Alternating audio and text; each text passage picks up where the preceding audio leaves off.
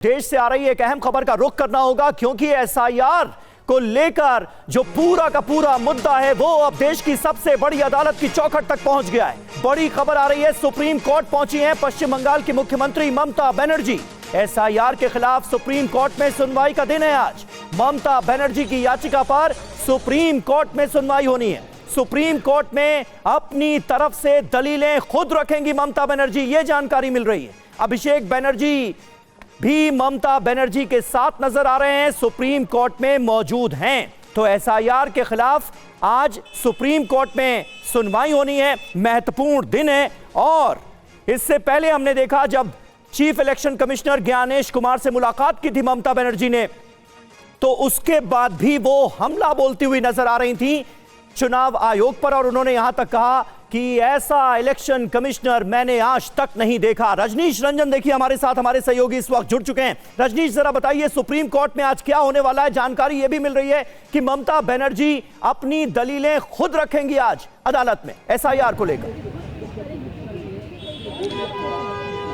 बिल्कुल, देखिए supreme court chief justice के कोर्ट में ये मामला लिस्टेड है, आइटम नंबर 37। बहुत सारे पिटिशंस हैं जिसमें तृणमूल कांग्रेस के 2 सांसद हैं, डोला सेन और डेरेक ओब्रेन, उनकी पिटिशन है। इसके अलावा ममता बनर्जी खुद इस पूरे मामले में बतौर पिटिशनर यहाँ पर हाजिर होंगी। और 21, 22 से लेकर 37 कुल 16 ऐसे मामले हैं जो एसआईआर से कनेक्टेड हैं और जिस पर आज अहम सुनवाई होनी है। आपको पहले तस्वीर दिखा देते हैं। सुप्रीम कोर्ट के बाहर मीडिया की पाबंदी लगा दी गई है। मीडिया की एंट्री पर सुप्रीम कोर्ट के बाहर ही सड़कों पे रोक दिया गया है। और इसके आगे आपको दिखाएंगे, देखिए बहुत बड़ी तादाद में सुरक्षा कर्मी यहाँ पर तैनात किए गए हैं। रस्सियाँ यहाँ पर लगा दी गई है ताकि मीडिया के लोग भीतर ना जा सके। सीधे सामने सुप्रीम कोर्ट है। 10:30 बजे के बाद ये पूरा मामला कोर्ट के सामने आएगा और बहुत महत्वपूर्ण होगा देखना, क्योंकि लगातार ममता बनर्जी एसआईआर की प्रक्रिया का विरोध कर रही हैं, उनकी पार्टी विरोध कर रही है।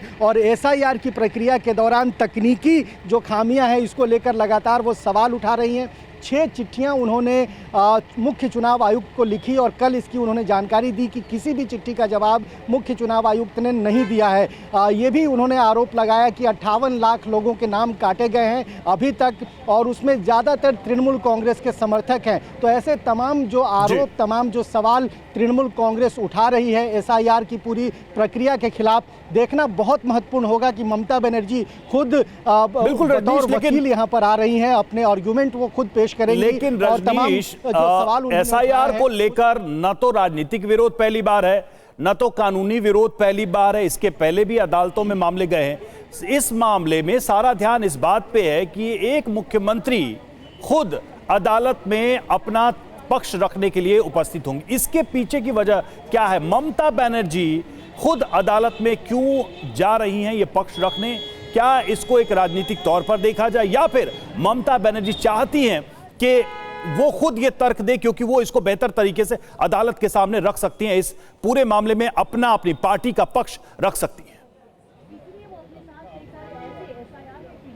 देखिए, एसआईआर के विरोध का चेहरा ममता बनर्जी बनना चाहती हैं। जब बिहार विधानसभा चुनाव से पहले एसआईआर की शुरुआत हुई थी, राहुल गांधी ज़रूर उस पूरे मुद्दे को उन्होंने उठाया। बिहार में वोट चोरी का एक बड़ा कैंपेन चलाया। हालांकि चुनाव में सफलता कांग्रेस पार्टी, उनके साथियों को नहीं मिली। उसके बाद लगातार ममता बनर्जी की ये कोशिश है कि एसआईआर की पूरी प्रक्रिया का विरोध करके वो विपक्ष की एक मजबूत आवाज़ बन सकती हैं। और यही वजह है कि लगातार वो चुनाव आयोग को निशाने पर ले रही हैं। कई ऐसे शब्द ममता बनर्जी ने चुनाव आयोग के बारे में कहे जो शायद हम आपसे यहाँ पर कह भी नहीं सकते हैं। परसों आपने देखा होगा चुनाव आयोग की बैठक का बहिष्कार उन्होंने किया और कई तरह की बातें उन्होंने मुख्य चुनाव आयुक्त के ऊपर की, व्यक्तिगत टिप्पणियाँ की। तो कहीं ना कहीं ममता बनर्जी का जो ये आरोप है वो एग्रेशन के तौर पर वो सामने लाना चाहती हैं, एक बड़ा चेहरा वो बनना चाहती हैं। बार बार उनकी ओर से ये कहा जा रहा है कि सिर्फ पश्चिम बंगाल नहीं बल्कि तमिलनाडु में चुनाव हो रहे हैं, असम में चुनाव हो रहे हैं, हैं और भी कई जगहों पर चुनाव हो रहे हैं। असम में एसआईआर की प्रक्रिया क्यों नहीं हो रही है और बाकी राज्यों में माइक्रो ऑब्जर्वर्स क्यों नियुक्त नहीं किए गए हैं? सिर्फ पश्चिम बंगाल के साथ ये भेदभाव क्यों किया जा रहा है और जानबूझकर नाम काटे जा रहे हैं? उन्होंने स्पष्ट तौर पर यह कहा कि तृणमूल कांग्रेस के